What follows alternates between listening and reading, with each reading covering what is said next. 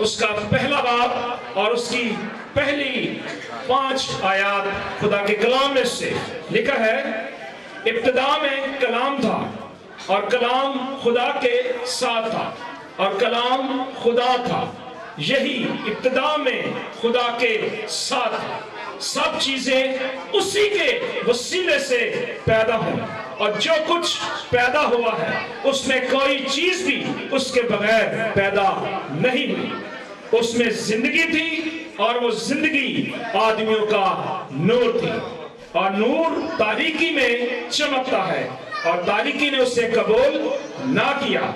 एक आदमी यूहन्ना नाम मौजूद हुआ जो खुदा की तरफ से भेजा गया, ये गवाही के लिए आया कि नूर की गवाही दे ताकि सब उसके वसीले से ईमान लाएं।